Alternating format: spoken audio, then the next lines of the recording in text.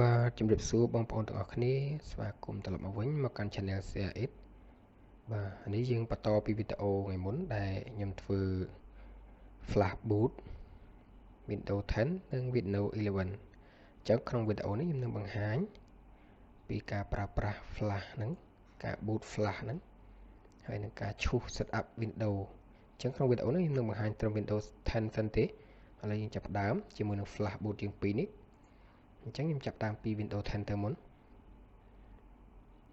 បាទនៅខាងនេះខ្ញុំមាន laptop មួយគ្រឿងមក Asus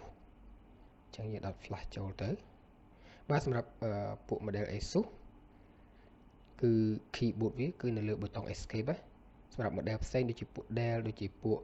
Lenovo Acer អីអាចនឹង keyboard ខុស keyboard វាអាចខុសគ្នា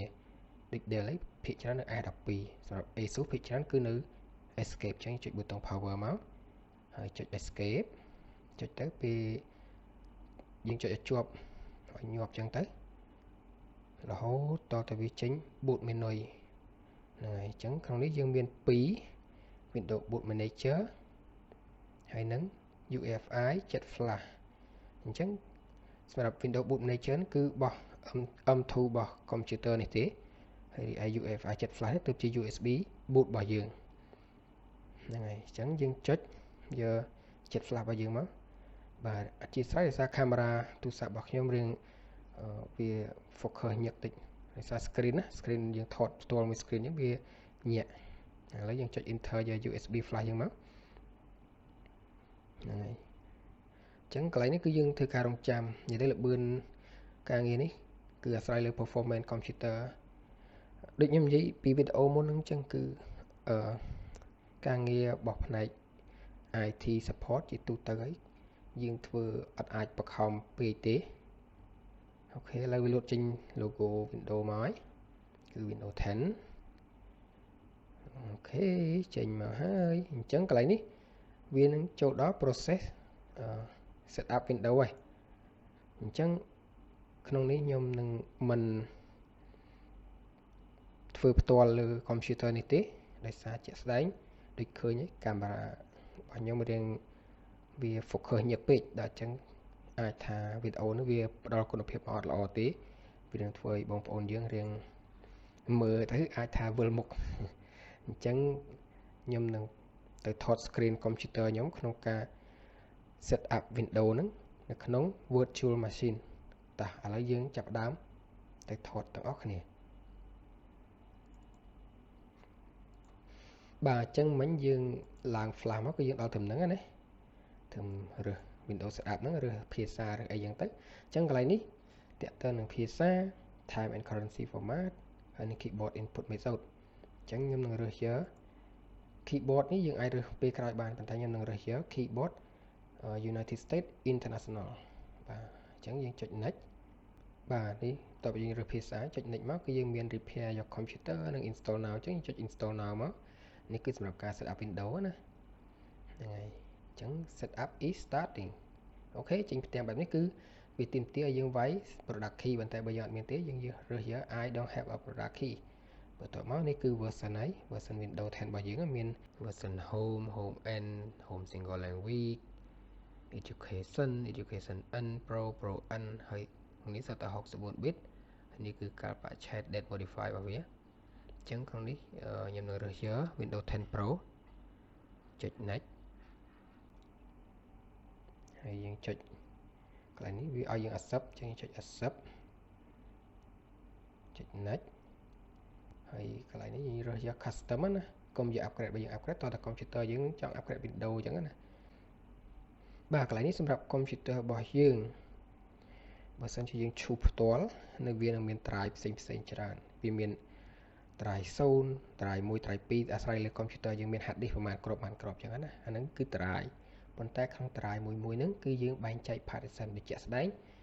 ឥឡូវចាំមើលខ្ញុំ start ចុចcreate new partition មកហើយខ្ញុំចុច apply វានឹងចេញអីអញ្ចឹងចុច apply មកហើយចុច OK អញ្ចឹងដូចយើងឃើញ drive 0នេះមាន partition 1 2 3ឃើញទេអញ្ចឹង partition ទាំងអស់ហ្នឹងវាមាន size មាន free space តាមនឹងហើយមាន type របស់វាអញ្ចឹងជាធម្មតាប្រភេទ Windows ពួក UEFI វាមាន3បែបហ្នឹងគឺ try zone សំទោស partition 1ទំហំ100 មាលគឺសម្រាប់ system partition 2ទំហំ16 មាលគឺសម្រាប់ reserve ហើយ try ដែលយើងត្រូវ set up window របស់យើងហ្នឹងគឺនៅ try partition ទី3ដែលវាជា primary យើងអាចចុច format មួយទៅចុច OK តមកចុច next ជាក់ស្ដែងកន្លែងហ្នឹងយើងមិនបាច់ format ក៏បានដែរយើងចុច select លើវាចុច next ទៅក៏វាទៅដែរហើយកន្លែងនេះដល់កន្លែងយើងរងចាំទៀតហើយគឺវានឹង getting file ready for installation អញ្ចឹងយើងត្រូវរងចាំវារៀបចំ file arrange file ឡើងដើម្បី install feature install update អីអស់ហ្នឹងអញ្ចឹងយើងចាំពី 0% រហូតដល់ 100% ទើបវា finish អូខេឥឡូវរើកាហ្វេមួយសិន A few minutes later បាទយើងចាំរៀងយូរដែរឥឡូវឃើញថាបាន 98% ហើយចិត្តហើយអញ្ចឹងពាក់ព័ន្ធនឹងល្បឿនហ្នឹងគឺលើ performance computer ដូចជាក់ស្ដែងបើសិនឡើង 100 បាត់ហ្នឹងហើយយើងទៅ installing feature installing update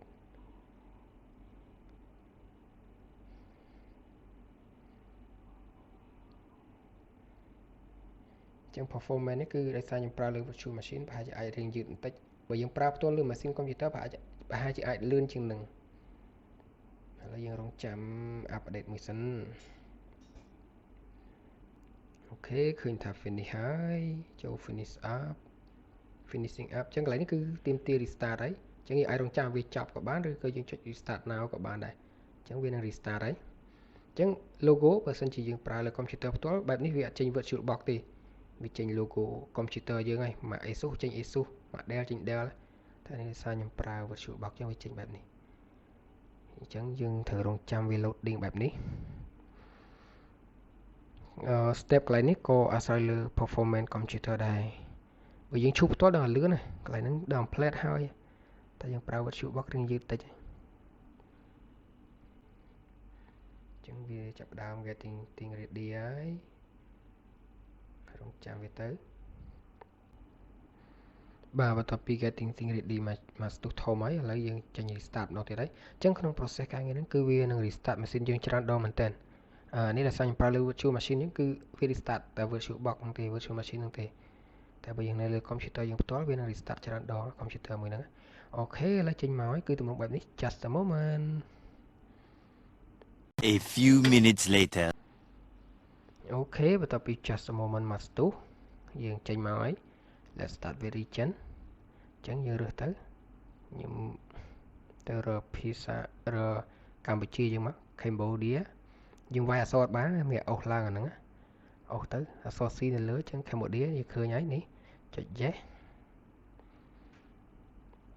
អញ្ចឹង just a moment ទៀតហើយនេះគឺ keyboard layout មិញខ្ញុំរើសយក United States ហើយឥឡូវមក United States ម្ដងទៀតហើយអញ្ចឹងអូខេចុចទៅចុច yes កន្លែងនេះយើងអាច add layout បន្ថែមបានតែយើងចុច skip មក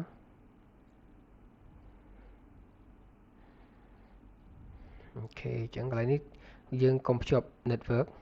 ប៉ុន្តែ Windows 10 អត់អីយើងអាចភ្ជាប់បានតែយើងឥឡូវយើងកុំបាច់ភ្ជាប់យើងយក idle help ទៅមកកន្លែងនេះយើងបាច់ខ្វល់ទេកុំ connect តែ connect វាទាមទារ internet ហើយអញ្ចឹងយើងយក continue with limit setup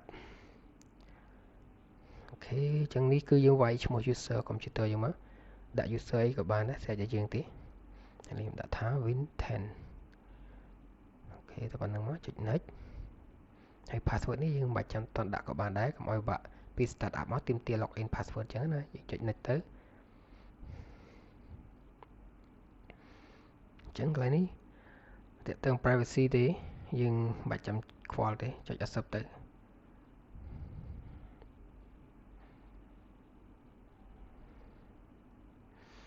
អូខេអញ្ចឹងគេ hide មកហើយយើង hide ទៅវិញទៅ we are getting everything ready for you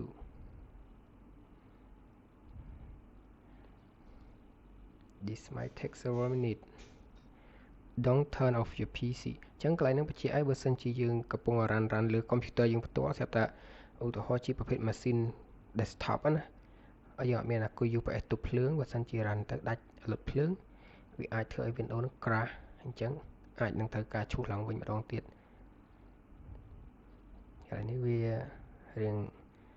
ទាមទារឲ្យ stable ដែរពាក់ព័ន្ធមួយភ្លើងបើ laptop យើងអត់អីពេលតែដាច់ភ្លើងអីយើងនៅមានថ្មណា A few minutes later. Okay almost there អញ្ចឹងយើងជិតដល់កន្លែងយើងហើយចេញមកហើយនេះគឺ Windows 10ចេញមកគឺចេញ H មុនគេមកនេះអញ្ចឹងយើងអូខេមិន start ទេ maybe later ទៅ